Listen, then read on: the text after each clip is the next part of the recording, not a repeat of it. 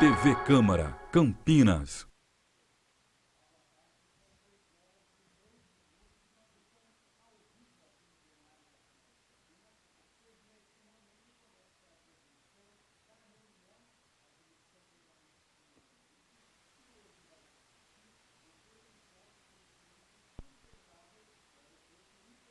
De Viracopos. Com a palavra, o presidente Luiz Rossini. Boa tarde.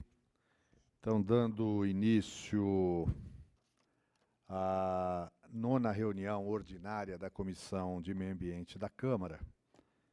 Eu quero primeiro cumprimentar os telespectadores, as pessoas aqui presentes, porque nós decidimos pautar um assunto nessa reunião, não esgotar talvez o assunto, mas pautar um debate que é muito importante para Campinas e toda a região, que é a importância e o papel que tem o Aeroporto Internacional de Viracopos no desenvolvimento sustentável da nossa região. E para falar conosco e debater sobre esse tema, nós temos a alegria de ter a presença do economista, consultor econômico, amigo, um ativista aqui dessa área, estudioso do tema, professor Josmar Capa. Obrigado pela presença, obrigado por ter aceito o convite. É uma honra, uma alegria tê-lo aqui. Josmar Capa recentemente publicou um artigo denominado Todos têm razão, qual é a solução? Na verdade, repercutindo e fazendo uma análise também de uma discussão colocada sobre o preço das tarifas praticadas no aeroporto de Viracopos. Um assunto que acabou envolvendo prefeitos da região, próprios deputados da região, empresários da região, que demonstra como o aeroporto de Viracopos já tem influência, impacta vários setores, né, da economia regional. O professor, economista, consultor econômico o Josmar Capa, não sei porque eu estou com o José na cabeça, Josmar Capa, e agora José, né? Ele participou ativamente desde as discussões que nós tivemos do plano diretor de Campinas, em vários momentos, e também da discussão, elaboração do PDUI, que é o Plano de Desenvolvimento Urbano Integrado da região de Campinas, coordenada pela Gencamp, né, Agência de Desenvolvimento da Região Metropolitana de Campinas. Então, ele está muito a par, com dados atualizados sobre o potencial econômico da nossa região, os principais eixos e vetores de desenvolvimento, no qual se enquadra o Aeroporto Internacional de Viracopos. Então, feita essa rápida apresentação, já queria passar a palavra para Josmar Capa para que ele possa iniciar a sua fala, e a partir daí nós vamos debatendo aqui para tirar dúvidas e até ver se podemos ter algumas iniciativas por parte da Câmara para tentar aproveitar todo o potencial que o aeroporto representa. Obrigado mais uma vez pela presença. Quero, antes do Josmar Capa iniciar a fala, chegou aqui o vereador do Vinícius Gratti, que é membro da comissão, se quiser acompanhar aqui de cima da mesa, mas Vinícius Gratti é membro titular da Comissão de Meio Ambiente, atuante, sempre presente. Ele vai subir. Ok. Bom, muito boa tarde a todos os que nos assistem agora. Quero cumprimentar o presidente Rossini, agradecer pelo convite, o presidente da Comissão de Meio Ambiente, cumprimentar o vereador Vinícius Gratti aqui presente também, companheiro, amigo de outras batalhas. Bom, é um tema de extrema importância para Campinas, para a região de Campinas e também, por que não dizer, para o país, em função de que os grandes aeroportos hoje são verdadeiros instrumentos de conexão global. Eu preparei aqui um raciocínio que eu vou procurar seguir, mas vamos ficar à vontade para a gente ir trocando ideias sem nenhum problema. Então, primeiro eu queria só um breve histórico de como é que nós chegamos até aqui, tá certo? Veja que interessante. Houve um verdadeiro clamor social justo correto, pela redução dos preços das tarifas da empresa Aérea Azul aqui no aeroporto de Viracopos. Esse é o nosso ponto de partida. Só para a gente ter uma ideia, houve matérias publicadas no jornal Correio Popular no dia 8 de agosto, 18 de agosto, 21 de agosto, 22 de agosto, 23 de agosto, 25 de agosto, além de uma significativa repercussão na coluna do leitor, nas redes sociais deste respeitado jornal. Da mesma forma, houve manifestações de diversas entidades empresariais, as principais entidades empresariais aqui de Campinas e região, como a SIC, o IBEF, o CIESP, o Convention Visitors Bureau, o Conselho de Desenvolvimento da Região Metropolitana de Campinas, que congrega 20 cidades aqui da região de Campinas, representa um pouco mais de 3 milhões de habitantes. Também membros da Assembleia Legislativa, notadamente o deputado estadual Rafa Zimbaldi, que se manifestou favoravelmente ao clamor social. Não é? A Azul, evidentemente, a empresa Aérea Azul, evidentemente, opinou-se frente a esse clamor. Ele emitiu 3 notas, que, resumidamente, se diz o seguinte: ela está aberta ao diálogo. Bom, primeiro que ela está aberta ao diálogo, segundo, que os seus preços variam em função de trechos, sazonalidade, compra antecipada, disponibilidade de assento, entre outras variáveis econômicas. E que, finalmente, na última, é o que eu destaco como mais importante aqui na minha fala, ela se diz favorável à livre concorrência. Esse é um ponto importante. Bom, o presidente Rossini afirmou muito bem, eu resolvi, por obrigação profissional, inclusive, como pesquisador há mais de 25 anos sobre desenvolvimento local e regional, tendo como uma das variáveis o aeroporto de Campinas, com vários artigos publicados nesse assunto, livros publicados também, resolvi publicar um outro artigo no Correio, que o Rossini salientou, não é? Todos têm razão, mas qual é a solução? Nesse artigo, que chamou um pouco a atenção de várias entidades, Inclusive nós. Esta casa, também a CBN, do qual acabei tendo uma outra fala, é que eu também sublinhei um assunto que não foi mencionado por ninguém. Ou seja, nesse artigo, está lá registrado, foi dia 12 de setembro, não é?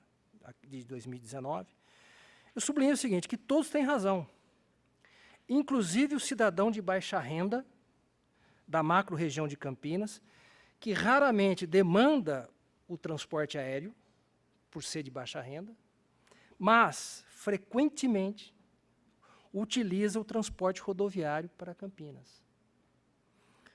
Por quê?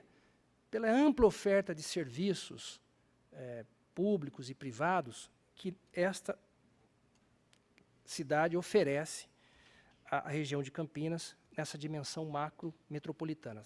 A região nossa administrativa congrega 90 municípios. Né? São mais de 7 milhões de pessoas. Então, é claro que esse cidadão de baixa renda, ele é afetado na medida em que a gente sobrecarrega o fluxo de veículos em direção ao aeroporto ou, na situação atual, em função dos preços elevados da empresa Azul, esse fluxo é intensificado em direção à capital paulista, Guarulhos, Congonhas, notadamente. Esse é o nosso ponto de partida, tá certo? Assim chegamos aqui a convite do presidente Rossini, que se sensibilizou também para essa questão, tá certo? Então, o nosso ponto de partida é o seguinte, que para mim, porque como profissional resolvi me manifestar com este artigo e hoje tendo essa grata oportunidade de também esboçar uma ideia mais ampla, inclusive. A principal contribuição, do meu ponto de vista, a esse movimento espontâneo dos consumidores, com significativa repercussão aí pela imprensa, etc., foi nos relembrar, na verdade, da importância do aeroporto para o desenvolvimento econômico local e regional. Desta vez, diferentemente das outras, também para o transporte de passageiros. Então, no passado, nos anos 90, até os anos 90, essa ênfase era dada, a sua importância era dada para o transporte de mercadorias. Eu tive várias oportunidades de debater com a antiga Infraero, né, que era a gestora do aeroporto, não é? Quando eles defendiam uma tese completamente equivocada de que o aeroporto tinha uma vocação para cargas e não para passageiros. Eu, enfim, debati, escrevi, etc., dizendo que isso é uma tese, era e é uma tese totalmente infundada na medida em que, primeiro, o aeroporto não tem vocação. Ele é um instrumento, ele é uma infraestrutura. Nós é que podemos destinar determinados papéis para ele, né? E eu dizer que nesta economia, nesta macro-região, havia e há demanda também para o transporte de passageiros. Essa tese foi corroborada durante muito tempo em trabalhos que eu apresentei em congressos da Sociedade Brasileira de Transporte Aéreo, que era e é predominante pelo pessoal do ITA, né? Eu era muito questionado quando defendia essa tese em relação a Viracopos, Campinas e região, porque eles pensam Guarulhos e Congonhas, né? Por influência da questão do ITA, a macro-região, etc., né? E, por sorte minha e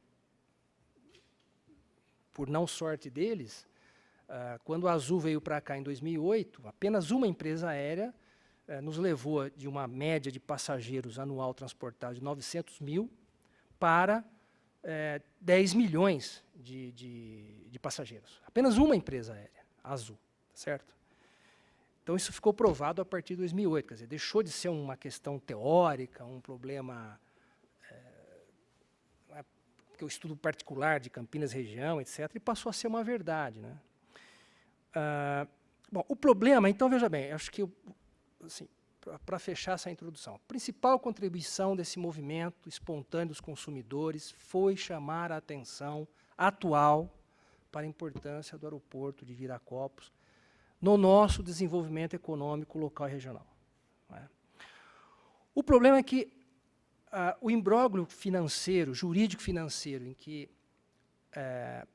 a Aeroportos Brasil Viracopos se encontra hoje, junto com o BNDES e a ANAC, poderá levar o aeroporto à estagnação.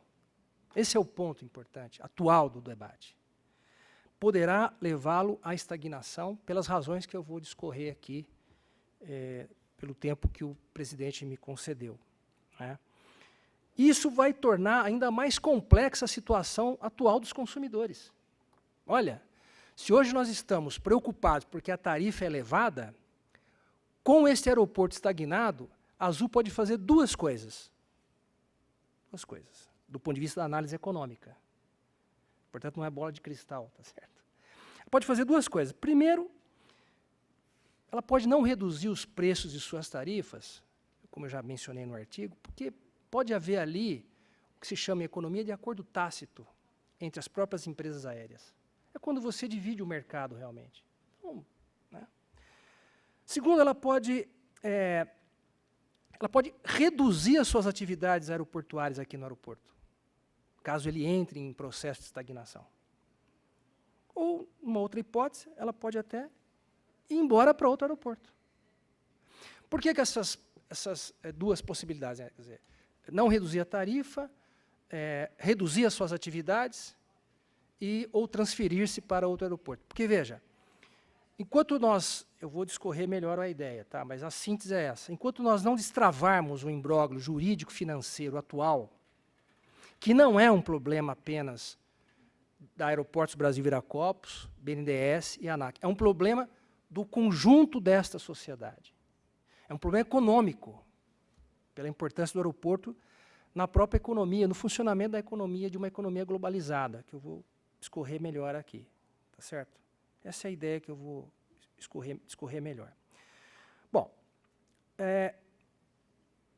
então vejam, se esse nosso ponto de partida, de onde chegamos até aqui, ele tem um fundamento na ideia da sustentabilidade. Pelo seguinte, eu não posso olhar apenas o problema da tarifa. Eu não posso olhar apenas o problema da Azul. Eu não posso achar que o problema é da Aeroportos Brasil Viracopos. Eu não posso achar que é o problema ou do BNDES ou da ANAC. Isso é uma visão equivocada. Num conceito de sustentabilidade em sua dimensão econômica e social, esse é um problema do conjunto, e não como ele está sendo tratado hoje. Hoje, a impressão que se tem claramente pelas falas, pela repercussão que houve desse problema, pela própria movimentação dos consumidores, parece que é um problema entre a Azul, Viracopos, o problema do BNDES é um problema dela, e não é. Numa visão de sustentabilidade em sua dimensão econômica e social, não é isso. Então, primeiro é o seguinte, o que a gente, essa abordagem desse ponto de vista da sustentabilidade, como é que a gente pode enxergar diferente o problema e, claro, buscando uma solução mais qualificada para esse problema. Então, primeiro é essa ideia de que as ações de sustentabilidade, ela deve ser vista como um processo de desenvolvimento que satisfaz as necessidades presentes, é uma coisa amplamente conhecida hoje, né? Satisfaz as necessidades presentes, sem, no entanto, comprometer a capacidade das gerações futuras de suprir as suas necessidades. Essa definição é da ONU, não é? De 72. Por que eu começo com ela? Porque, primeiro, que ela é da ONU, segundo, que depois ela foi respeitada e aprofundada por todas as demais conferências que trataram da questão ambiental. Todas. Então, eu me refiro aqui à Rio 92, depois à Conferência das Nações Unidas sobre Desenvolvimento Sustentável de 2002, e depois a Rio+20, em 2012, e agora, recentemente, na 21ª Conferência de Paris, a COP21, que foi no final de 2015. Tá certo? Todas elas referendam essa definição de sustentabilidade. Inclusive, em 2015, também, em junho de 2015, a Laudato Si, do Santo Padre, o Papa Francisco, né, que defende nessa carta a nossa casa comum, o futuro, essa mesma definição é referendada na Laudato Si, tá certo? E nessa conferência da Rio 92, no seu capítulo 7, é onde se sugere uma ideia de sustentabilidade que preserve o presente para as gerações futuras em suas dimensões econômica, social, ambiental, política e cultural. É um pouco nessa vertente que eu estou raciocinando, que eu estou sugerindo uma reflexão sobre esse problema. Então, é a ideia de que o conceito de desenvolvimento ou a noção de progresso não deve ter apenas um significado econômico. Por isso que eu referendei a principal fala da Azul, que é, ela defende a livre concorrência. Que ótimo. E, do nosso ponto de vista, se a gente pensar de forma mais ampla, isso também não é suficiente. Então, precisamos pensar outras coisas que podem agregar nessa discussão, tá certo? Bom, olha só. Importante frisar, só para a gente parametrizar a nossa discussão, para não ficar assim, a gente está numa casa legislativa, então eu pensei, né, não vai ficar um pouco enfadonho, porque eu acho que faz parte. Se fosse na universidade, a gente poderia até relativizar isso que eu vou falar aqui, mas numa casa legislativa acho que é importante. Olha, essa discussão da sustentabilidade, ela também está no artigo 25, o inciso 3º da Constituição de 88, onde referenda essa ideia da sustentabilidade, onde pensa a perspectiva de regiões metropolitanas com soluções compartilhadas. É nessa perspectiva que essa ideia aparece de novo, né? No Estatuto da Cidade, que aponta para ações integradas entre municípios em regiões metropolitanas, né, a Lei 10.257, 2001, no seu artigo 4º, inciso 2º, e também no artigo 45, tá certo? O Estatuto da Cidade teve o mérito, a partir de 2001, de garantir a descentralização administrativa, para que a gente possa pensar problemas específicos, embora estando em espaços conurbados, quer dizer, respeitando a autonomia e assim por diante, né? Embora não tenha deixado clara a forma como a gente pode estabelecer uma gestão pública compartilhada, tá certo? A mesma ideia aparece no capítulo sobre política urbana, na Constituição de 88, são os artigos 182 e 183, que são referendados também, são corroborados pelo Estatuto da Cidade, tá certo? Bom, veja que como o debate vai evoluindo para esse caminho da gente pensar de forma integrada, não é? No Estatuto da Cidade, a gente elencou o Plano Diretor Municipal, que foi um avanço. A gente pode ter várias visões e críticas sobre o papel do Plano Diretor, enfim, mas, sem dúvida nenhuma, ele permitiu que a leitura tecnocrática que prevalecera até então a edição do Estatuto da Cidade fosse, no mínimo, depende de cada cidade, de cada especificidade, mas essa leitura tecnocrática ela foi, no mínimo, permeada por uma leitura comunitária, à medida em que a sociedade civil participa, opina, etc., e tem a fiscalização do Ministério Público e assim por diante. Né? Bom, muito bem. Eu considero que, se isso foi um avanço, essa ideia do plano diretor foi um avanço, isso é reconhecida na... Quero aproveitar. Pois não. Só aproveitar e anunciar também a presença do vereador Jorge da Farmácia, que é membro também dessa comissão, que está ali atentamente acompanhando a sua exposição. Muito obrigado pela presença, vereador. Então, diz o seguinte, que a aprovação do Estatuto da Cidade foi um avanço, isso é reconhecidamente no país hoje, não é? Para municípios com mais de 20 mil habitantes ou inseridos em regiões metropolitanas. Não resolve tudo, mas ele sofreu um avanço importante com a recente aprovação do Estatuto da Metrópole, em 2015, que é recente agora também. Né? Por que é um avanço? Porque a ideia do plano diretor municipal ele extrapola o limítrofe local e nos obriga a pensar regionalmente. Por que eu estou insistindo nisso? Onde passa pelo que o vereador Rossini mencionou, que é o PDUI, é o Plano de Desenvolvimento Urbano Integrado. Não é? Por quê? Porque agora, essa ideia de um plano de desenvolvimento urbano integrado representa um novo elemento na política urbana do país, na política econômica local, na medida em que resolve questões não atendidas, não contempladas pelo Estatuto da Metrópole. Né? Eu destaco aqui, presidente, o artigo 10 podia fazer... A gente, né, não é o foco do nosso debate, mas poderíamos discorrer melhor aqui, talvez em outro momento, mas eu acho que o artigo 10º, ele expressa essa nossa comungação com a ideia da sustentabilidade para pensar de forma mais articulada problemas complexos como esse que nós estamos tratando aqui do aeroporto.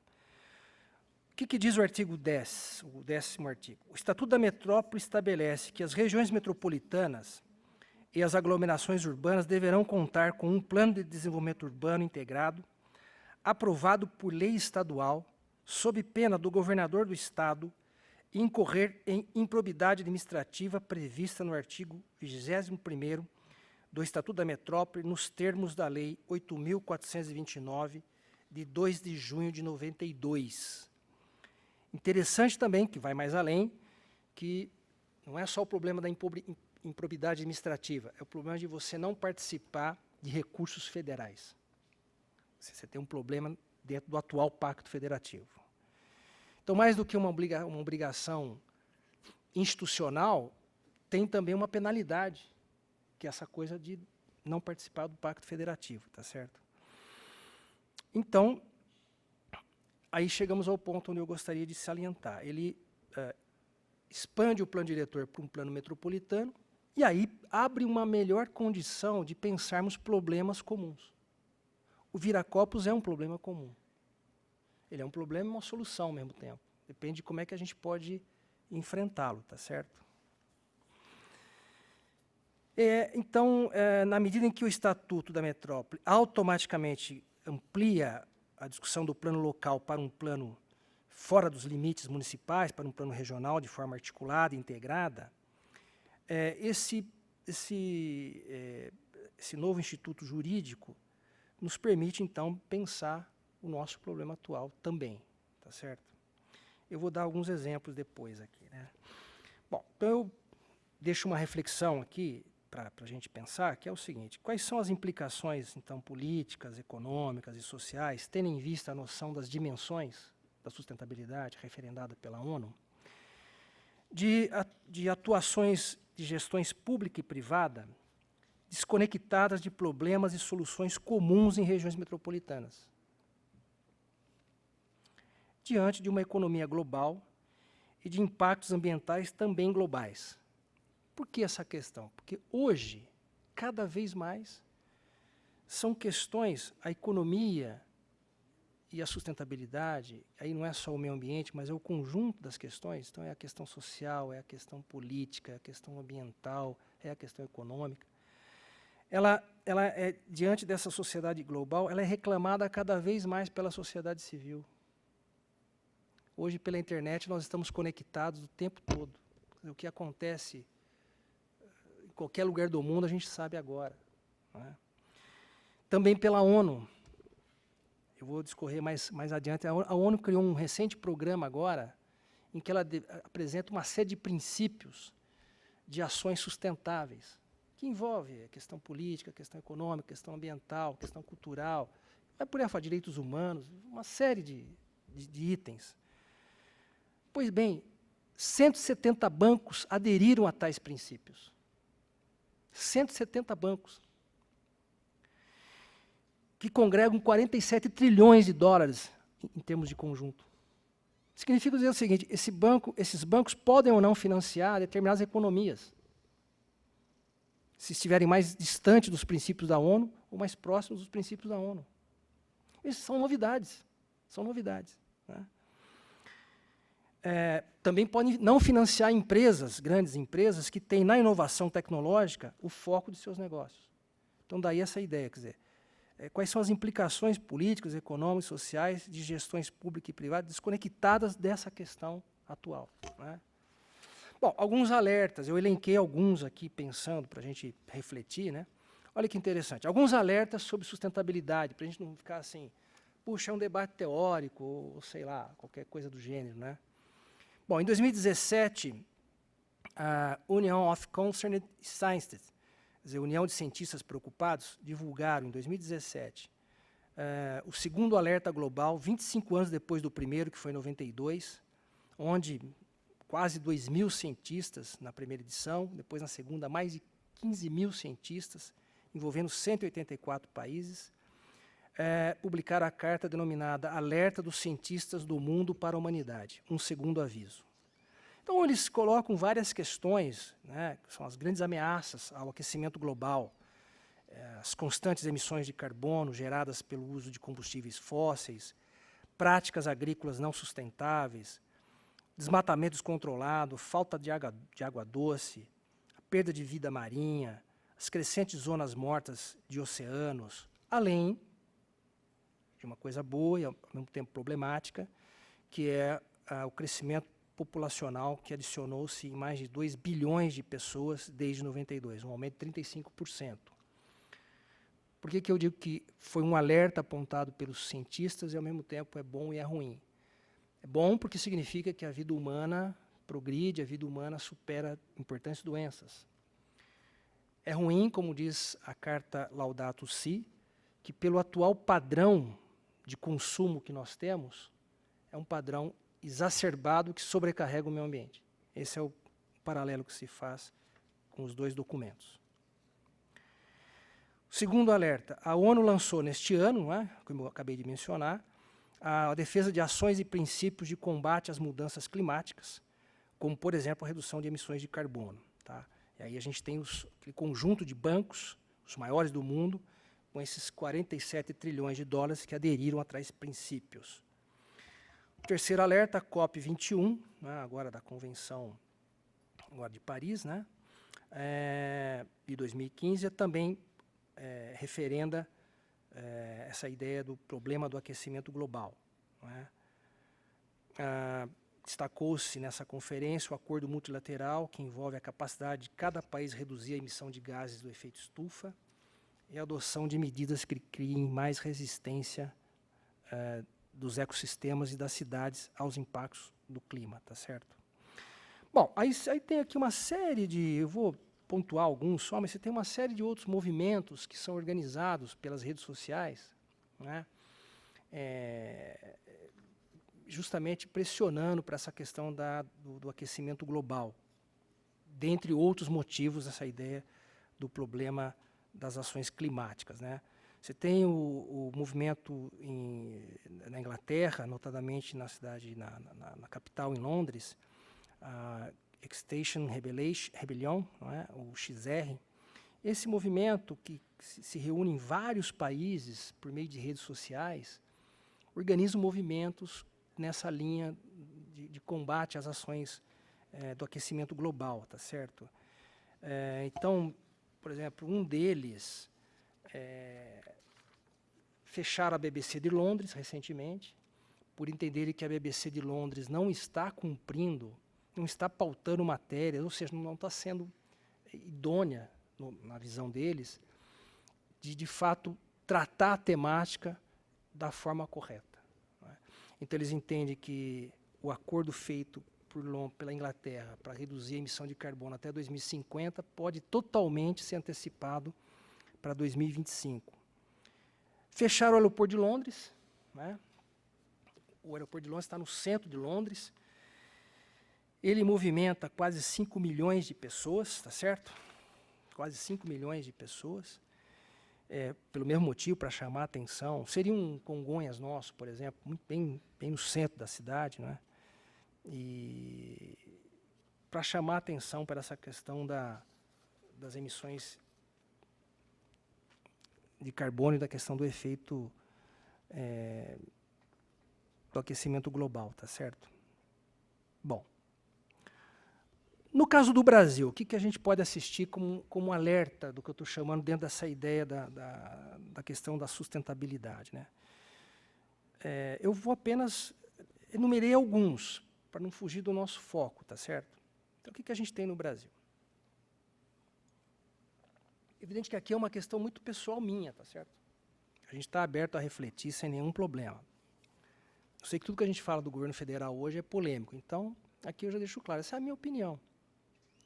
Primeiro, a forma como o governo tratou e vem tratando o problema do incêndio na floresta amazônica, resultando em diversas repercussões mundiais negativas na imprensa local, na imprensa internacional, além de pronunciamentos críticos de líderes políticos em fóruns importantes como a cúpula do G7, na ONU, além de protestos civis em diversos países europeus.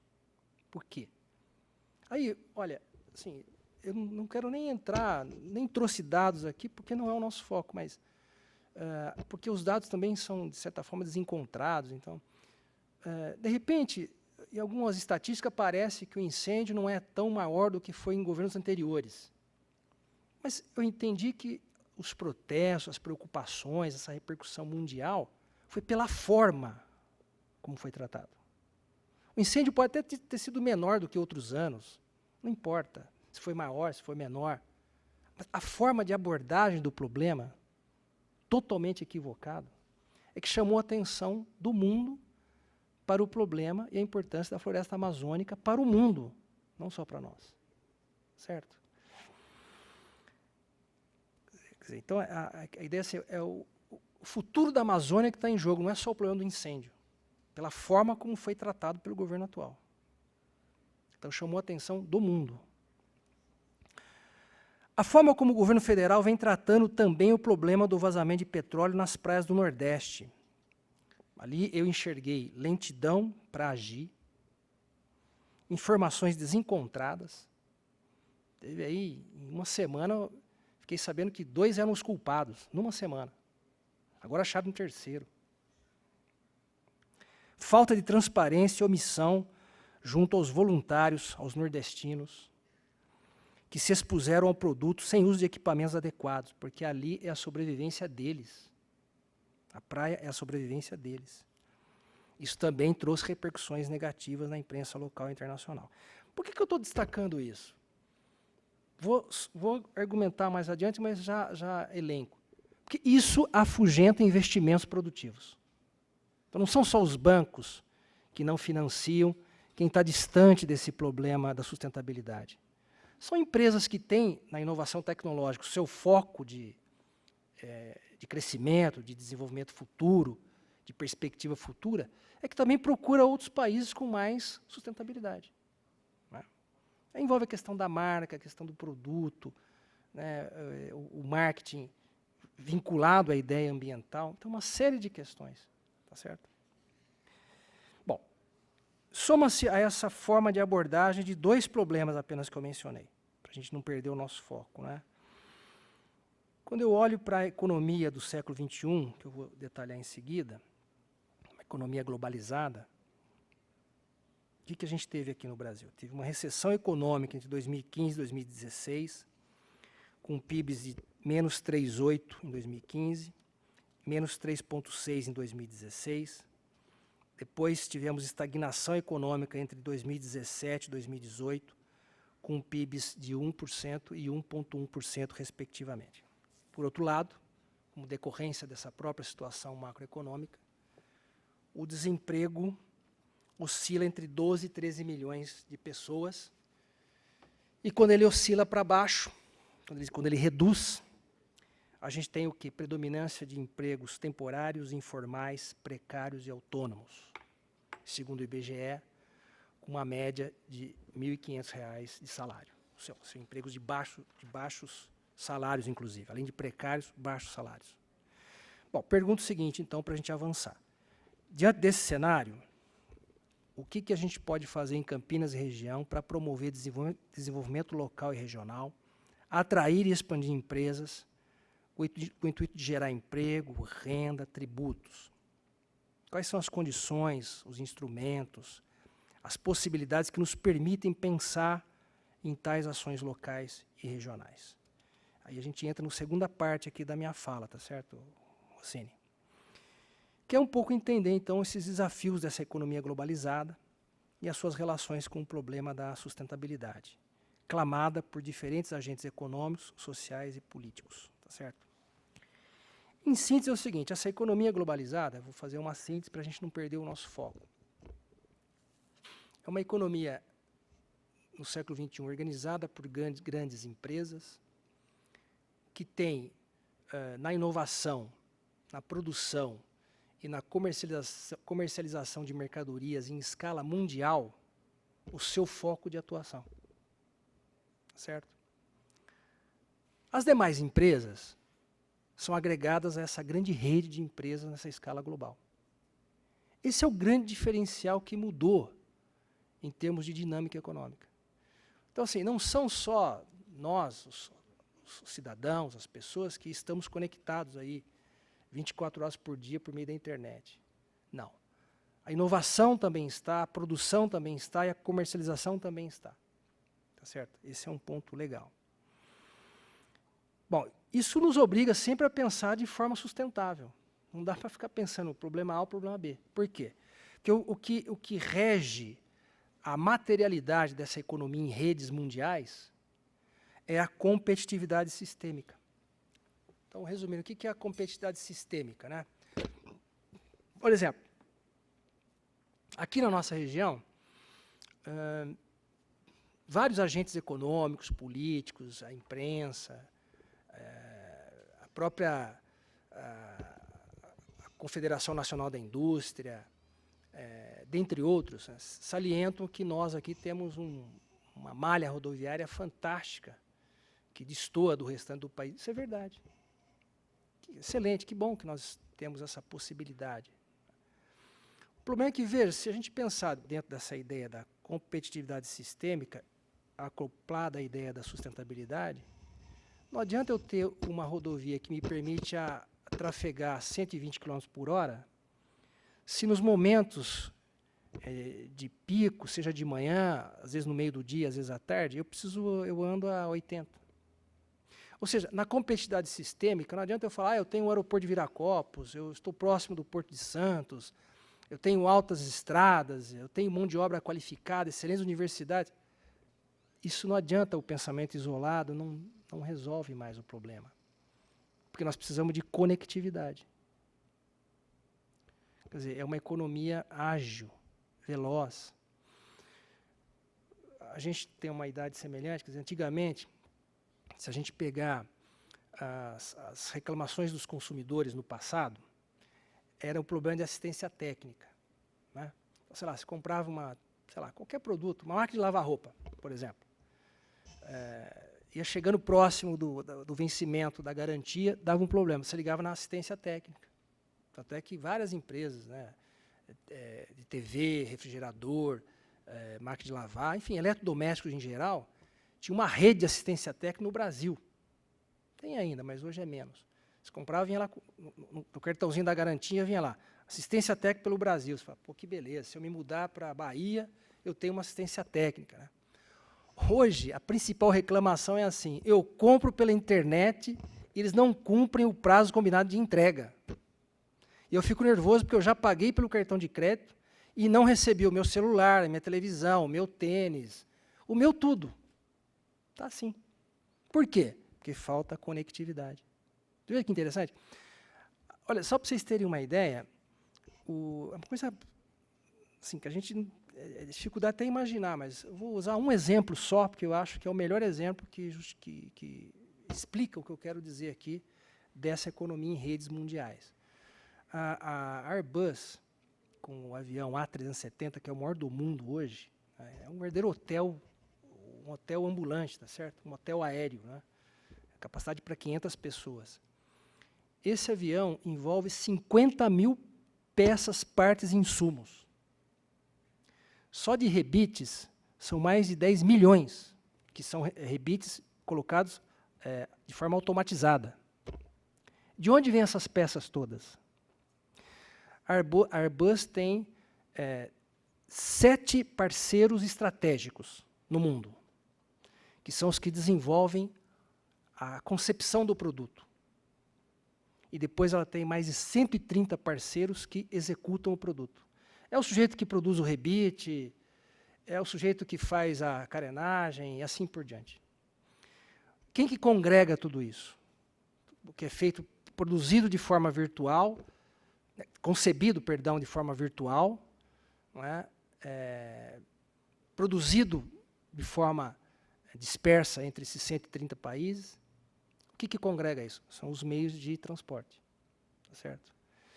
A venda. Bom, nesse caso específico é um avião, etc. É diferente, né? As entregas são programadas, etc. Tá? Não corre o risco da questão da entrega não ser concretizada no período combinado, né?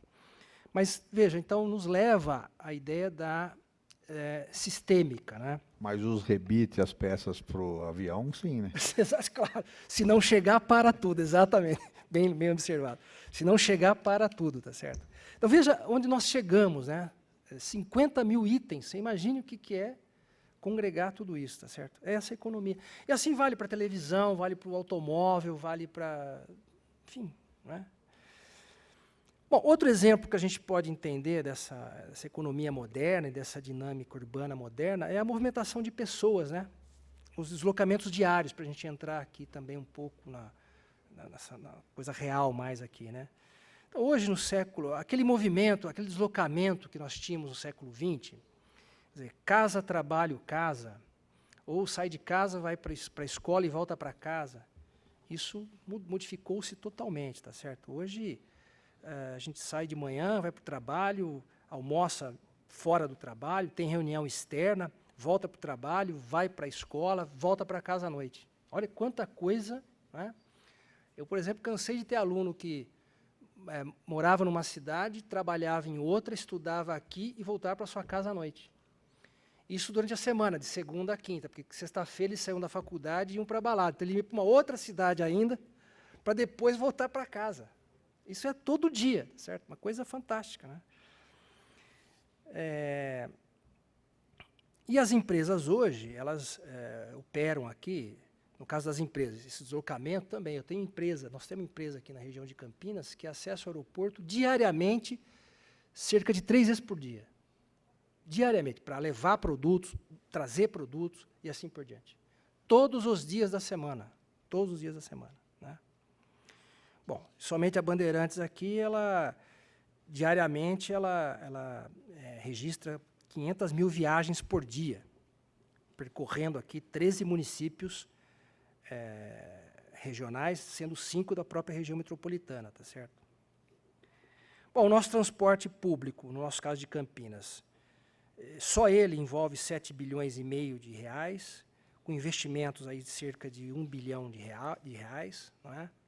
Que dá também essa dimensão do transporte, desses deslocamentos diários entre nós aqui na cidade, né? Bom, com isso eu vou entrar na terceira e última parte aqui da minha fala, tá certo? Viracopos e sustentabilidade em foco, né?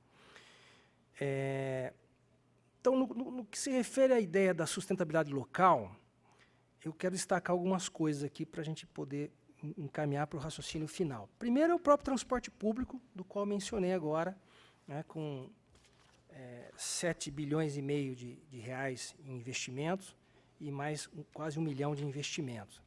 Aqui o destaque, de fato, é o corredor do BRT, com 36 quilômetros e 600 metros de extensão, com ônibus movidos a energia limpa, tá certo?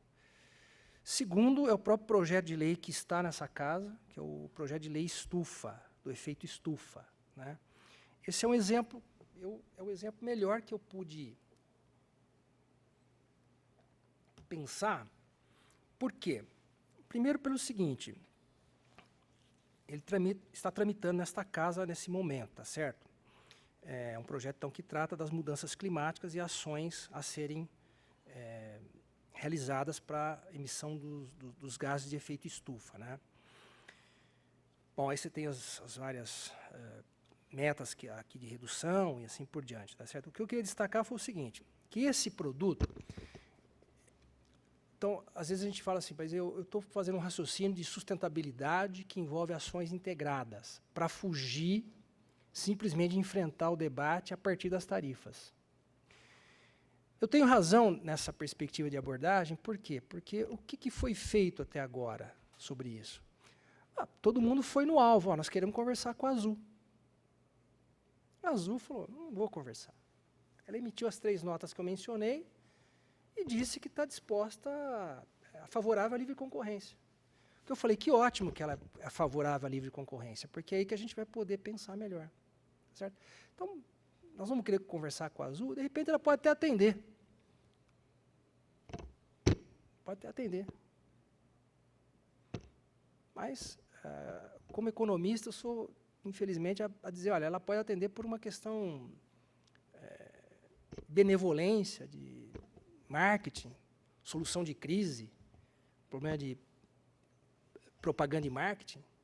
Atendi aos consumidores, fiz uma reunião, mas o preço, de fato, ela própria mencionou em uma das suas notas, é gerido por diversas variáveis, onde a benevolência não entra, infelizmente. Senão a gente resolveria o problema, né? A ideia do projeto de lei do efeito estufa é legal, por quê? Porque ela nos remete a uma perspectiva de pensar de forma sustentável e integrada. Então não é debate teórico, é uma questão de vontade política. Veja só. E a gente está amparado. A questão da Constituição, a questão do Estatuto da Metrópole, o Estatuto da Cidade e a própria Constituição de 88. Então a gente está dentro de parametrizado pela institucionalidade jurídica que rege o país hoje. Bom, brevemente, vocês sabem melhor do que eu a ideia do inventário, mas ele é iniciativa aqui da Prefeitura de Campinas, não é? O inventário dos gases do efeito estufa na região de Campinas. Esse inventário detectou que a maior parte, 42% dos 11 milhões de toneladas de gases do efeito estufa aqui na região, vem do transporte. Vem do transporte. São 4 milhões e 600 toneladas de gases responsáveis pelo aquecimento global, liderados na maior parte por carros, caminhões, ônibus e motos. Outras 850 mil toneladas são dos aviões, 89%, evidentemente, no aeroporto de Viracopos, né, deslocamento de aeronaves a partir daquele aeroporto, e outros 10 de Paulínia, especialmente helicópteros, enquanto que o movimento aéreo Americana, Montemor e Vinhedo, apenas 1%. Então, a partir desse inventário, que foi uma iniciativa aqui da prefeitura local, né, da sua Secretaria de Meio Ambiente, foi possível fazer o levantamento junto aos 20 municípios da região estabelecer um conjunto de metas, respeitar a autonomia de cada município quanto à sua, de um lado, vontade política, e, de outro lado, condições reais para estabelecer outros projetos de lei específicos em suas câmaras, para que possa pensar metas reais, efetivas, para que possa, em sua cidade, reduzir a ideia da emissão de gases em cada uma dessas cidades. Essa é uma política que coaduna, que vai ao encontro dessa perspectiva defendida pela ONU de sustentabilidade, dessa perspectiva das empresas que têm na inovação tecnológica o foco de sua política de desenvolvimento, dos 130 bancos que corroboraram com o que a ONU preconiza sobre essa questão da sustentabilidade. Percebe? Essa é uma política que vem, então, ao encontro de uma economia competitiva, sustentável e sistêmica ao mesmo tempo. Né? Por fim, na questão do aeroporto de Viracopos. Então, aqui vou elencar algumas questões apenas para a gente parametrizar o nosso debate, tá certo?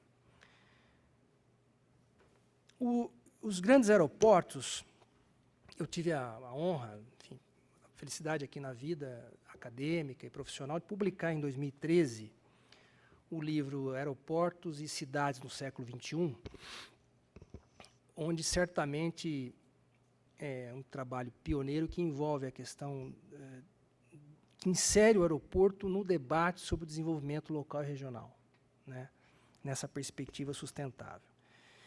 Então, assim, diferentemente de outros aeroportos de médio porte ou pequeno porte, mas os grandes aeroportos, eles são indutores do desenvolvimento socioeconômico local e regional, né? Mais ainda, nós somos privilegiados, realmente, tendo aqui Viracopos. Ele, pela sua própria natureza, da forma como ele opera, ele é um meio de transporte segregado. Nós temos que nos dirigirmos até ele. Ele não vem até a gente, né? Então, ele precisa da integração com outros modais de transporte. Senão, ele não se realiza. Ele não realiza a sua operação. Assim como eu dizia lá, e provei, né, para a Infraero, que o aeroporto não tem vocação, ele, por si só, é um modal estanque, é uma infraestrutura estanque, que está lá no seu lugar. É assim que funciona, não há como fazer diferente, né? Mas, interessante, eles atraem e expandem empresas, integram cadeias globais de inovação, produção e comercialização de mercadorias. Acabei de citar agora há pouco, há empresas aqui que o acessam 3 vezes por dia, durante todos os dias na semana, não é? Isso é feito por meio da ideia da logística integrada de insumos, peças, partes e componentes diversos. Viabilizam eventos internacionais que nós temos que aproveitar como um lado bom, um marketing bom de ter um equipamento desse em nossa cidade, em nossa região, que são os eventos internacionais de entretenimento. Não é? Então, você tem shows, onde toda aquela aparelhagem se desembarca aqui. Agora, recebemos o automobilismo, sempre se desembarcou aqui, desembarca e embarca aqui, né? Enfim, dentre outros, tá certo? Então, esses grandes aeroportos provocam impactos econômicos, mas também ambientais, sobre a cidade e o raio de Interlândia, né? O raio de ação, que conceitualmente se estabelece como limítrofe um raio de 200 quilômetros. Então, os grandes aeroportos eles interferem nesse raio, nessa Interlândia de 200 quilômetros. Interfere para o bem e para o mal, interfere com questões econômicas e questões ambientais, tá certo? Então, quais são os impactos econômicos? O que nós chamamos de economias externas. Então, geração de emprego. Vocês lembram, por exemplo, que durante as obras de construção da ampliação de Viracopos, ele tornou-se, num curto espaço de tempo, com 10 mil trabalhadores empregados, ele tornou-se o principal fator de geração de emprego aqui na cidade de Campinas. Vocês acompanharam isso. Tá? Eu acompanho, por obrigação de ofício profissional, acompanho as receitas da Prefeitura de Campinas. Tá?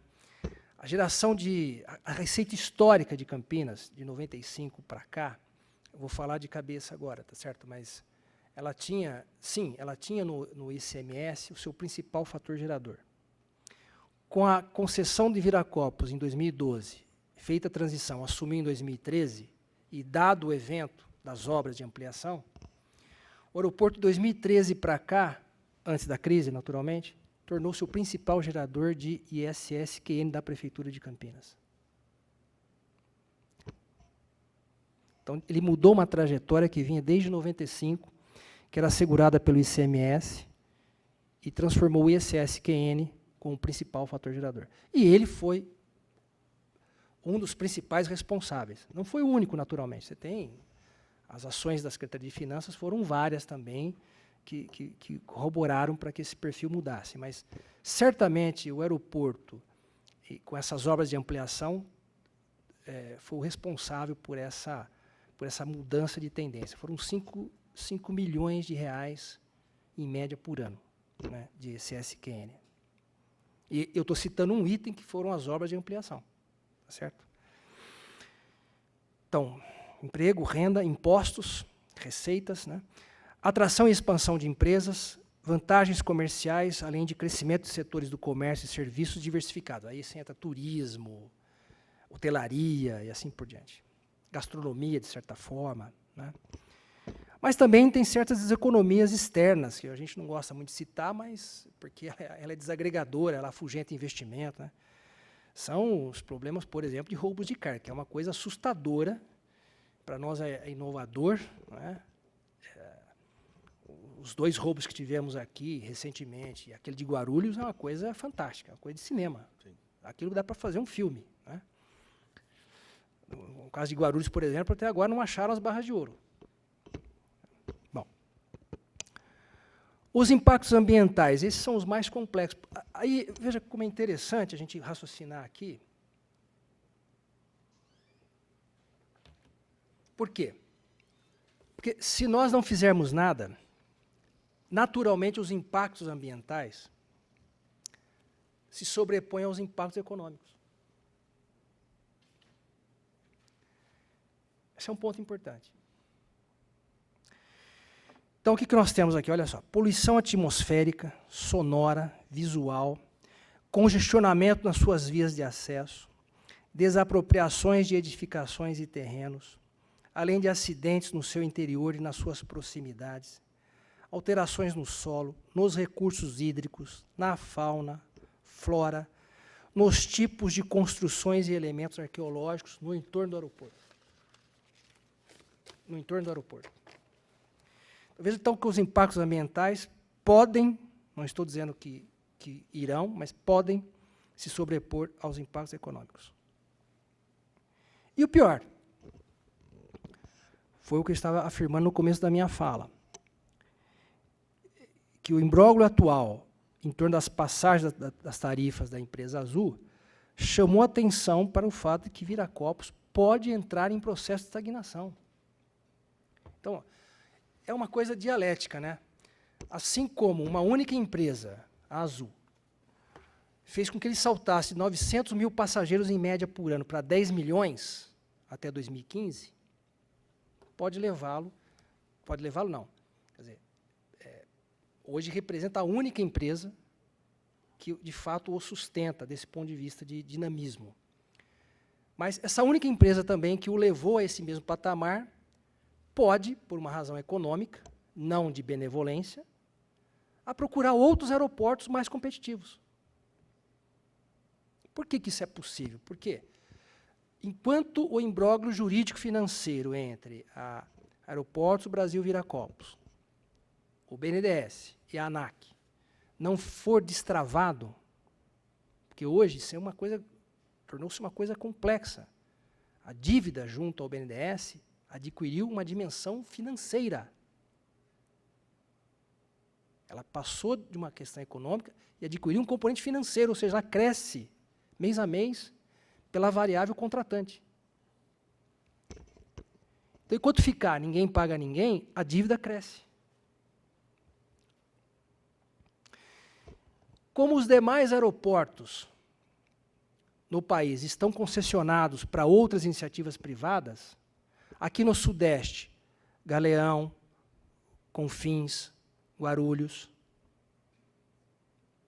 Significa que essas concessionárias são obrigadas a investirem em seus aeroportos, em suas melhorias de infraestruturas, por obrigação contratual.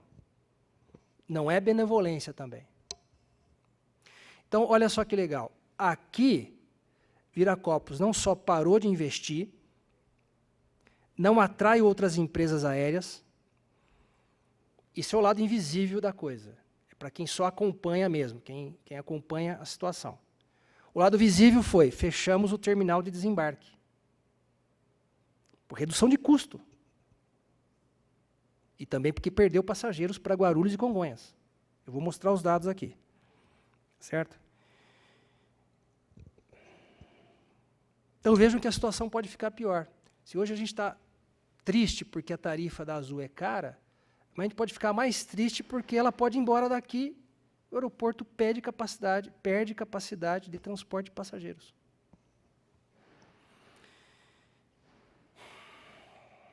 Então, é o que eu afirmei.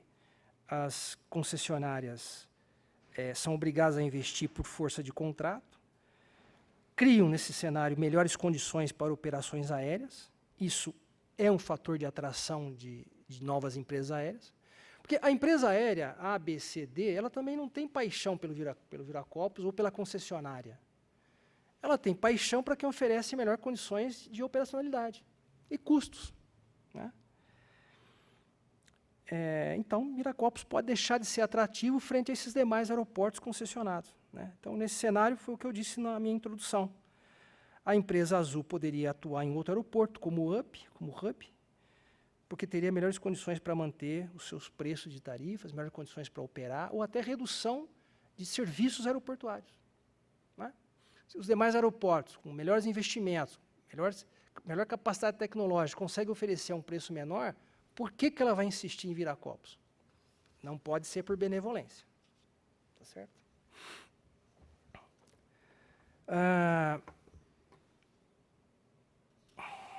Bom, espera um pouco aí, só para eu acertar aqui minha coisa aqui. Certo?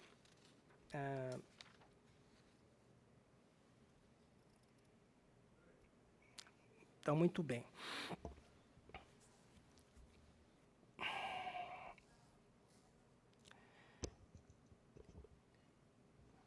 No artigo que eu publiquei agora no Correio, em dia 12 do mês passado, né,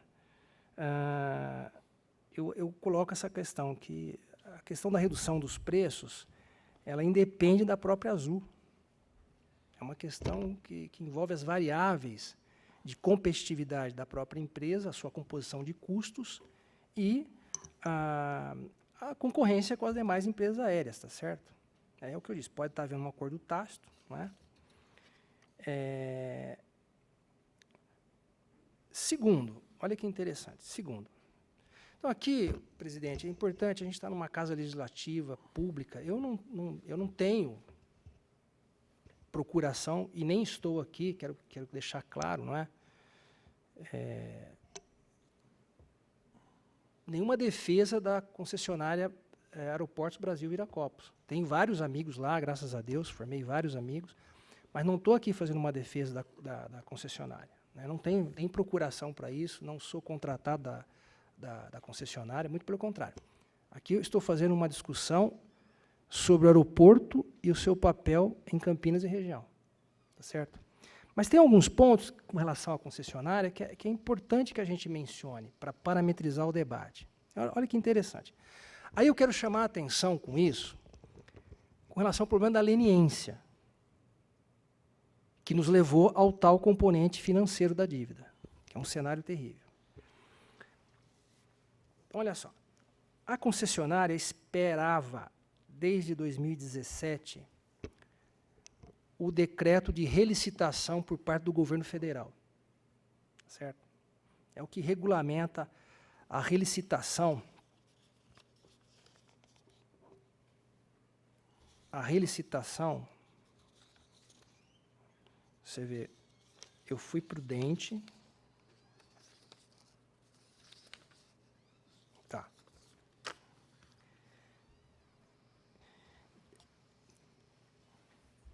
esperava desde 2017 a edição do decreto de relicitação dos contratos de concessão para iniciativa privada dos setores rodoviário, ferroviário e aeroportuário, que só foi publicado agora em agosto de 2019. Então, primeiro ponto aí, leniência. Por que o governo federal esperou tanto tempo para decidir um processo de relicitação? O que foi feito com relação a isso? Nós ficamos assistindo. A Aeroportos Brasil Viracopos, ela solicitou, em 2017, a devolução da concessão justamente para as divergências com a ANAC e atrasos de financiamento do BNDES. Esse é o argumento que ela está levantando, tá certo? Para resguardar-se dessa tal leniência federal, ela pediu recuperação judicial junto aos seus credores, notadamente o BNDES. E desde então, enquanto a gente não resolve o problema, ela retardou novos investimentos, reduziu esforços para atrair empresas aéreas. Porque quando eu digo esforços para atrair empresas aéreas, isso custa investimento, você tem que participar de feiras internacionais, são os fabricantes de aviões, são os operadores de turismo, são os relacionamentos e reuniões com empresas aéreas. Isso demanda investimento, não é assim, estou aqui, vem até mim. Não, você tem que ir atrás do cliente. É o desdobramento e autorização para novas rotas aéreas. Então, você tem uma série de variáveis que precisam ser trabalhadas e demandam investimento, profissionais, dedicados especificamente a isso. Seria os vendedores do aeroporto, por exemplo, né? Então, reduzir o esforço para atrair empresas aéreas e simplesmente mantém o funcionamento do aeroporto, por força da concessão, tá certo? Bom, soma-se a isso os valores praticados pela Azul e a gente compreende por que entre 2015 e 2018, Rossini.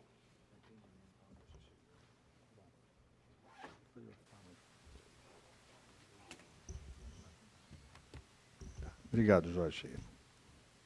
Eu vou continuar aqui também daqui a pouco. Rossini. Então, a gente entende, retomando, então a gente entende o seguinte, por que então, assim, o aeroporto fica num processo apenas de manter o seu funcionamento, e os preços praticados pela Azul realmente fora do mercado, bem acima do que Guarulhos pratica, por exemplo.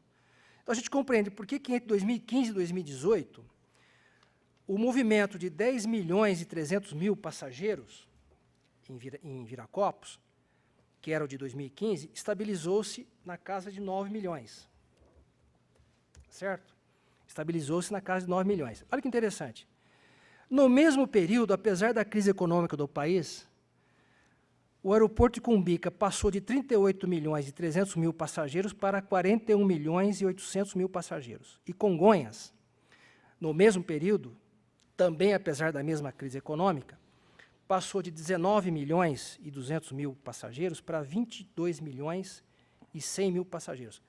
Se a gente somar os dois, deu 6 milhões e 400 mil passageiros. Tá? Um raciocínio que eu fiz, porque, apesar da crise econômica, se todos tivessem perdido passageiros, a gente podia ter que repensar o argumento. Mas não, o que a gente assistiu foi que eles cresceram e nós perdemos. Viracopos perdeu. Então, o responsável não foi a crise. A crise tem que valer para todo mundo, tá certo? Então, olha o outro raciocínio inverso. Se Viracopos tivesse mantido uma trajetória de investimentos, melhorias em sua infraestrutura, capacidade melhor em termos tecnológicos de operacionalidade, funcionalidade, se ele tivesse atraído metade desses 6 milhões e 400 mil passageiros, 3 milhões e 200 mil passageiros, ele estaria hoje perto de esgotar a sua capacidade operacional, que é de 14 milhões. Estava em 10, 3.200, 13.200. Nesse caso, a gente poderia estar aqui discutindo mobilização.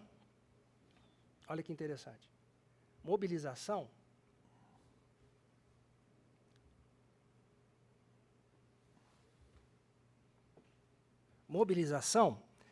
contra a leniência federal, que demorou 2 anos para editar um decreto de relicitação. Nós poderíamos estar o intuito de viabilizar o decreto, né, de agilizar o decreto, nós estaremos nos mobilizando para viabilizar a concessão para outros empreendedores interessados no aeroporto. Poderíamos estar mobilizando para que a concessionária resolvesse logo o seu imbróglio junto à ANAC e ao BNDES. Outras empresas aéreas poderiam ter procurado Viracopos para desenvolver novas rotas aéreas, impulsionar a demanda e, sobretudo, construir a segunda pista para pouso e decolagem. Em 2012, eu vou ter que seguir por aqui, Rossini.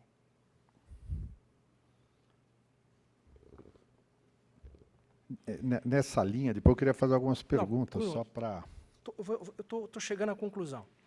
Olha, nessa mesma linha de ele podia estar esgotando a sua capacidade operacional, eu vou lembrar o seguinte. Em 2012, nós tivemos um acidente com a empresa aérea Centurion, a empresa cargueira, o avião MD-11, que fechou, lembra o acidente que parou a pista?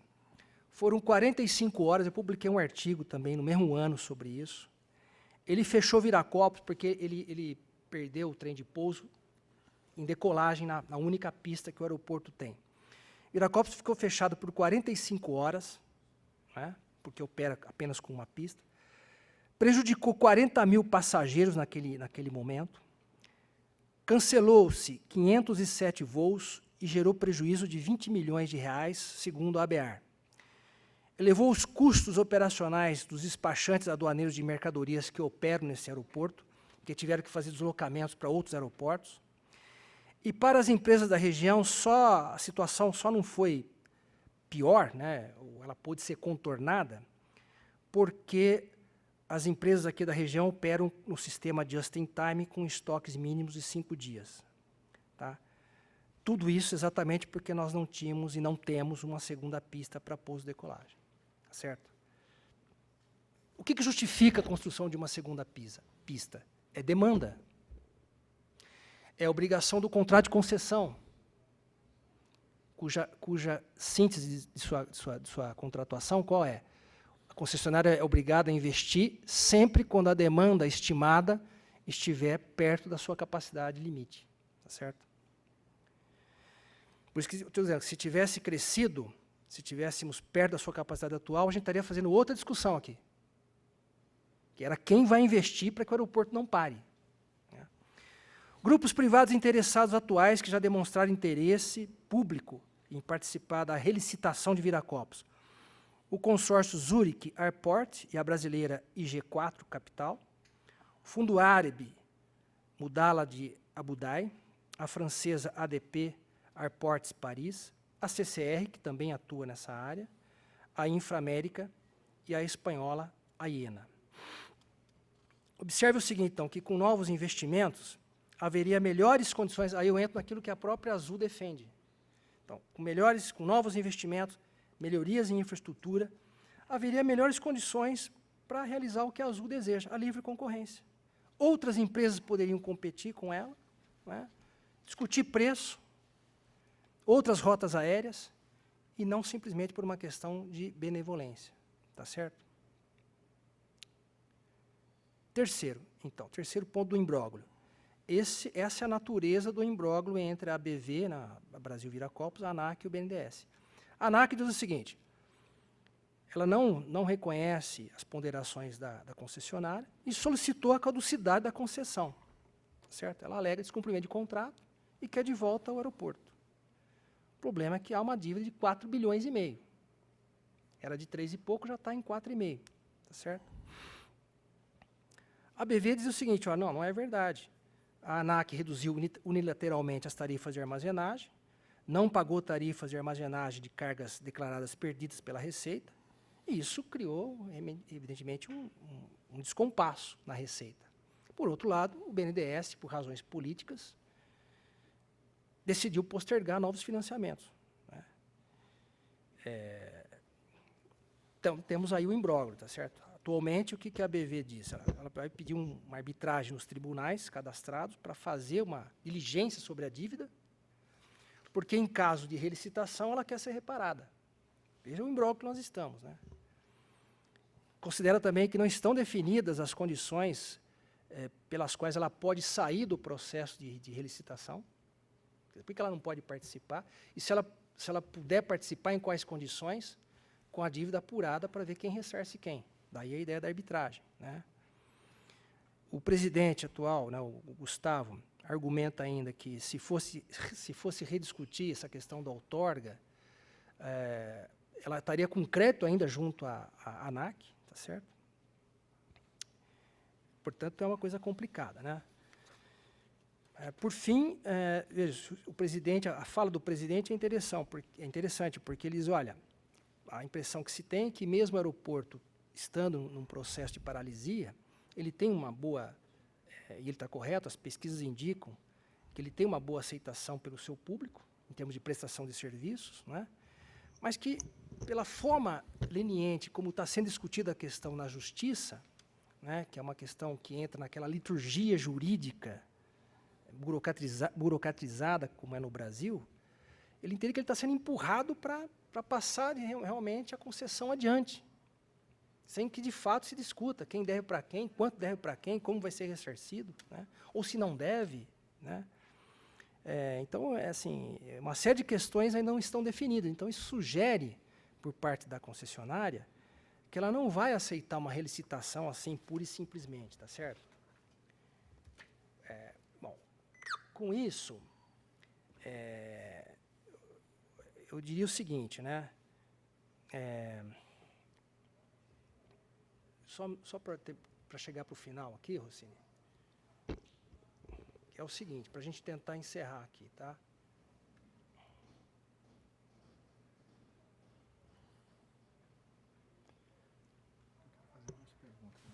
Posso terminar? Então, bom, para encerrar mesmo aqui, tá certo? Eu entendo o seguinte, que diante desse imbróglio, da situação atual e desse clamor social, eu acho que é importante a gente sensibilizar os agentes econômicos, o poder judiciário, autoridades políticas, para uma solução desse impasse, né? Permitindo que a gente consiga dirimir essas pendências entre a BV, a ANAC e a BNDES, para que outros grupos possam, ou a própria concessionária, possa assumir a expansão futura desse aeroporto, né? A fim de que ele possa exercer o seu papel como infraestrutura estratégica para o desenvolvimento local e regional, diante dessa economia do século XXI, tá certo?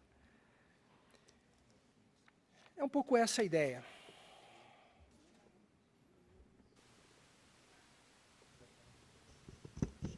Um pouco isso.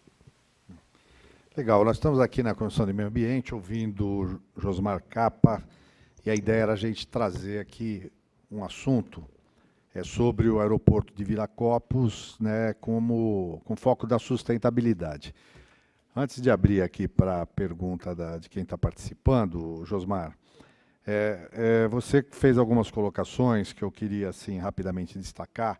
A primeira, preocupação com a estagnação do aeroporto, quer dizer que se isso realmente aconteceu, se mantiver nesse ritmo, nós vamos perder um pouco da força do desenvolvimento da região e é capaz dos impactos negativos se superarem aqueles que foram anunciados. E todos nós vimos o aeroporto de Viracopos como algo importante para o desenvolvimento da cidade, desenvolvimento regional, muita gente acreditou nisso, apostou nisso.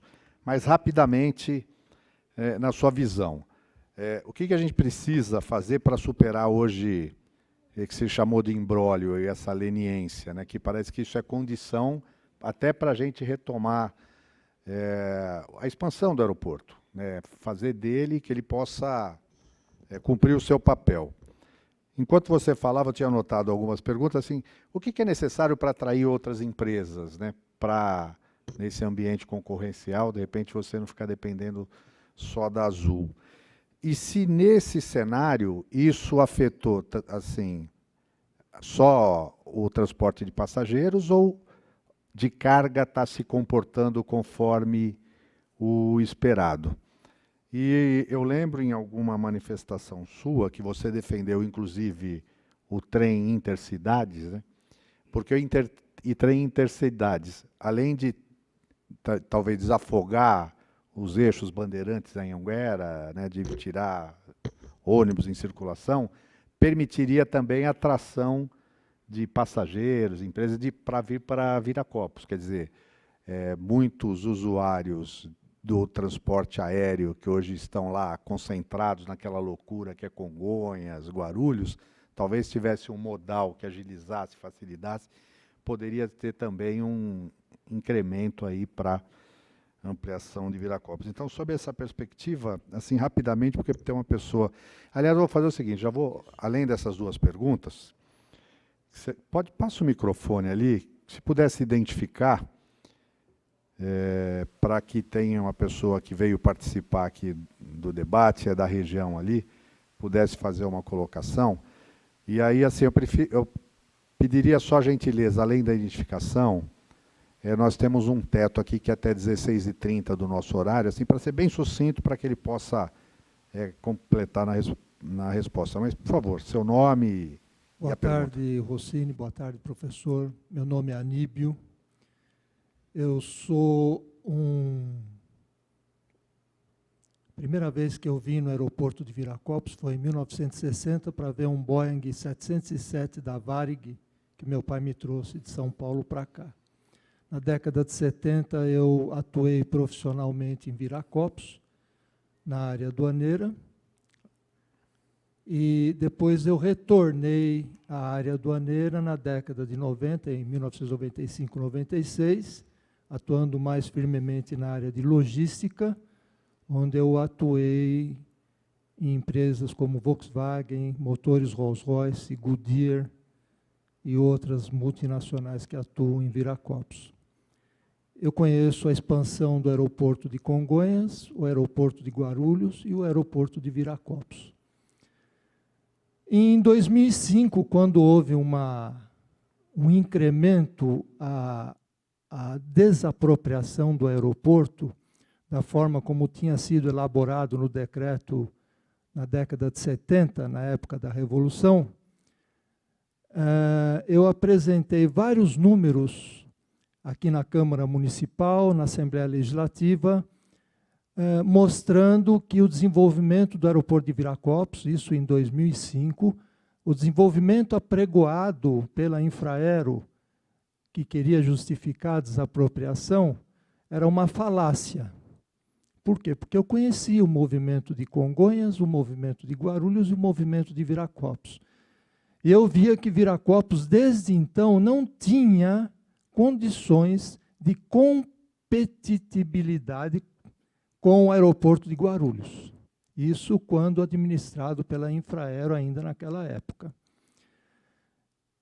Veio depois a concessão, né, vendendo uma parafernália de benefícios, da qual eu até participei na época de colocações suas, na época do seu livro, e eu via também toda uma nuvem de otimismo exagerado. Por quê? Porque se estava privatizando o aeroporto de Viracopos, o aeroporto de Guarulhos também estava privatizando e já estava em construção a terceira pista em Guarulhos.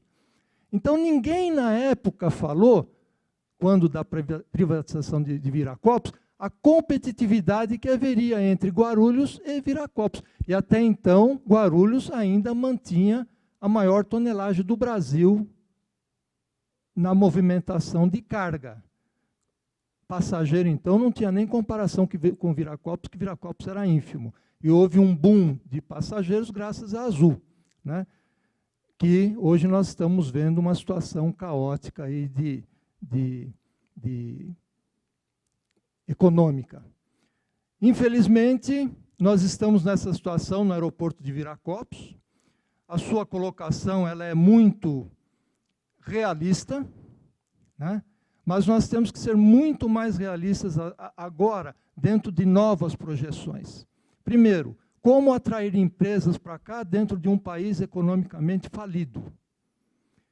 Desse incremento de ISS que houve na Prefeitura de Campinas, nesse período que foi privatizado, né, O seu entorno, quando o senhor mencionou das riquezas do entorno do aeroporto de Viracopos, o senhor esqueceu de falar da população ali existente. Uma população que, em termos de meio ambiente também, dá sustentabilidade ao aeroporto. Muitos, hoje eu assessoro empreendedores individuais, muitos deles viajaram para a Bahia, para Pernambuco, para o Amazonas, de avião, que até então viajavam de ônibus. Por quê? Porque a economia era favorecida na época. Então, hoje nós temos que pôr o pé no chão, porque nós estamos, primeiro, temos que fazer com que esse país caminhe para frente, em termos econômicos. Segundo, a Prefeitura de Campinas, quando houver um novo boom econômico, olhe mais para a sua população do entorno, que dá a sustentabilidade ao aeroporto de Viracopos. O ser humano dá a sustentabilidade, como deu nesse período de boom de passageiros.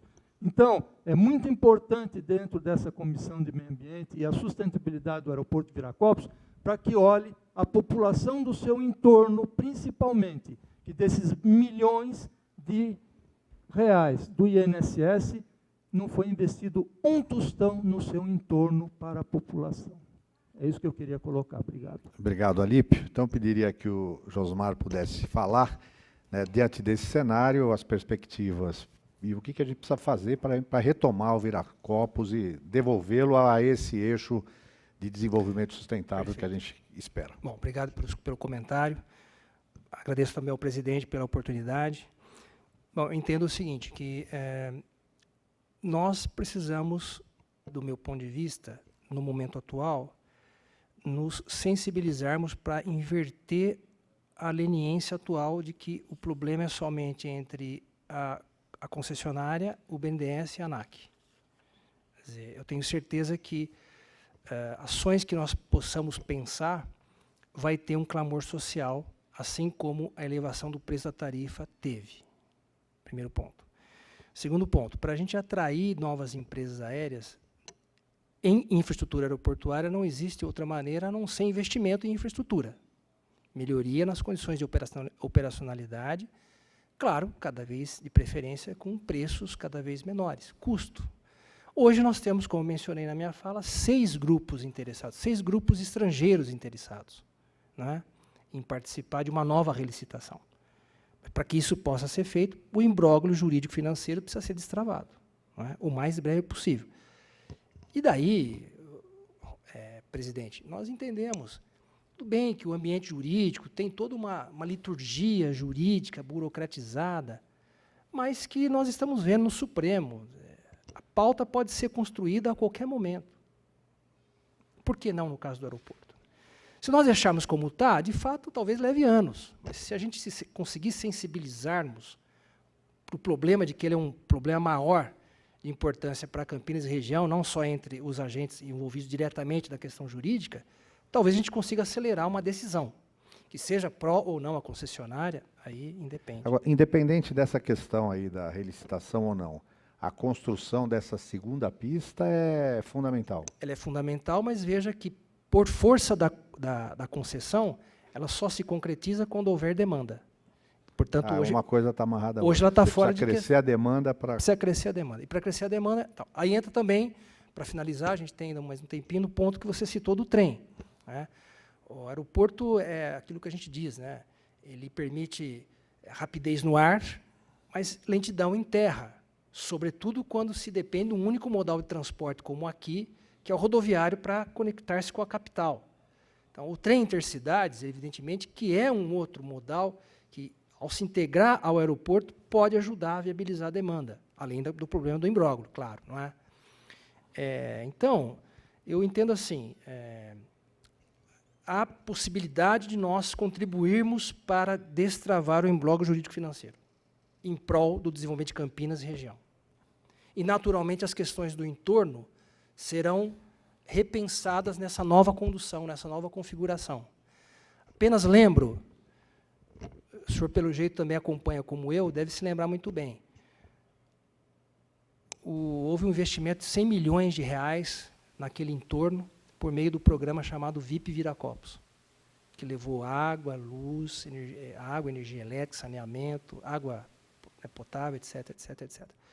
Foi uma visão em governos passados, né? Eu não corroborei com essa visão, porque eu entendo que aquele grande entorno, o entorno imediato, não deve ser ocupado pela população, mas sim por atividades ligadas ao aeroporto, aduaneiras, empresas de tecnologia elevadas e assim por diante. Porque é complicado morar do lado de uma pista onde você tem aviões cargueiros, não é? Que dia e noite, etc. Apenas uma correção, assim, do ponto de vista estatístico, né? O aeroporto de Viracopos, Guarulhos hoje, já historicamente, ele é o maior transportador de cargas para cargas exportadas. E por quê? Porque ele tem maior número de rotas aéreas internacionais.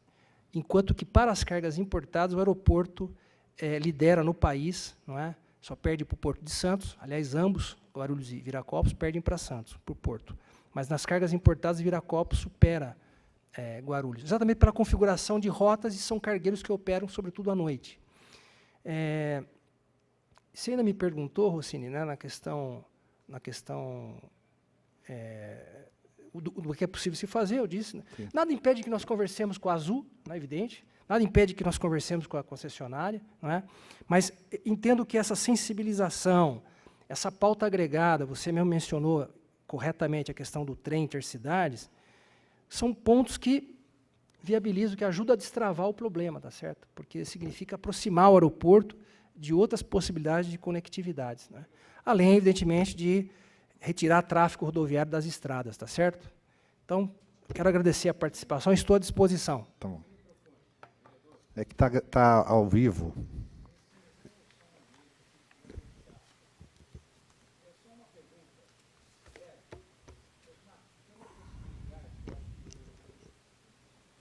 Boa tarde, agradeço o vereador Rossini. Meu nome é Augusto César Gandolfo.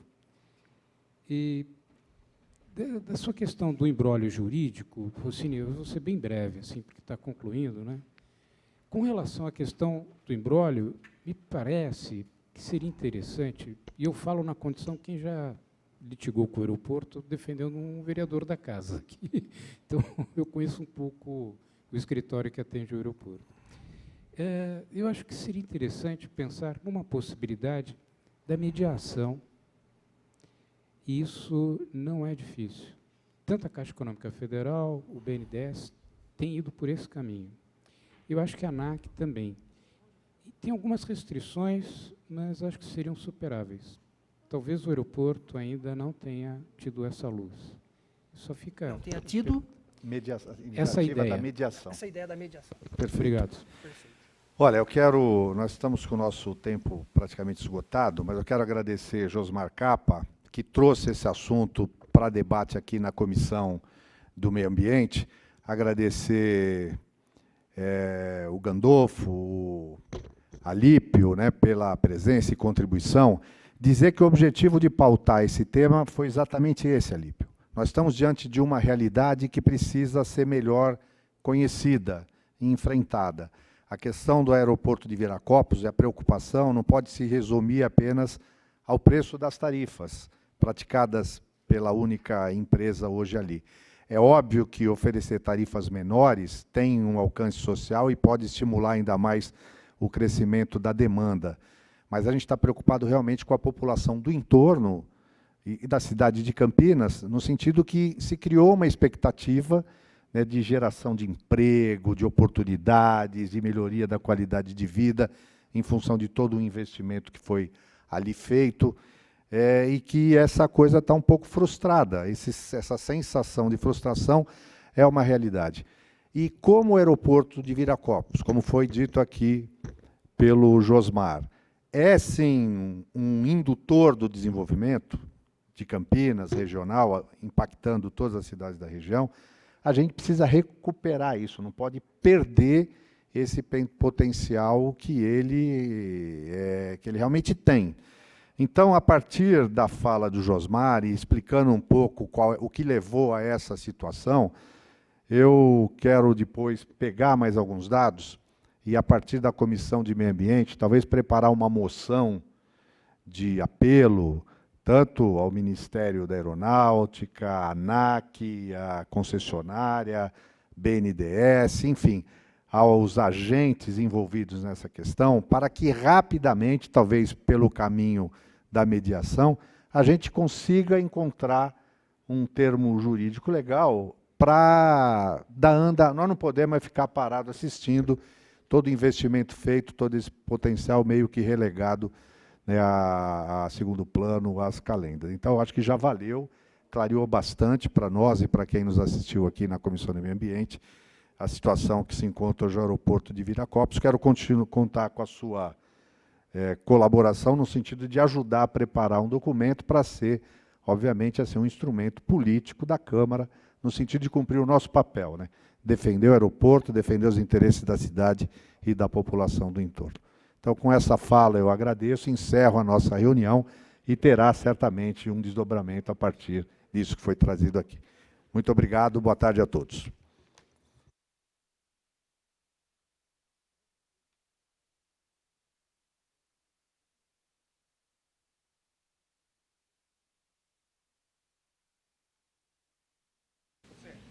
Está encerrada, portanto, a transmissão da reunião da Comissão de Meio Ambiente, que aconteceu aqui no plenário, sobre o potencial de crescimento sustentável do Aeroporto Internacional de Viracopos.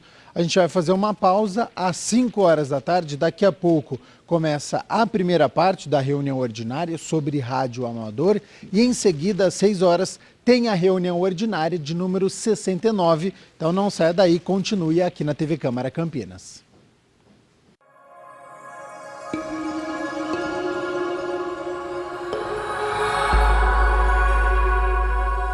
TV Câmara Campinas.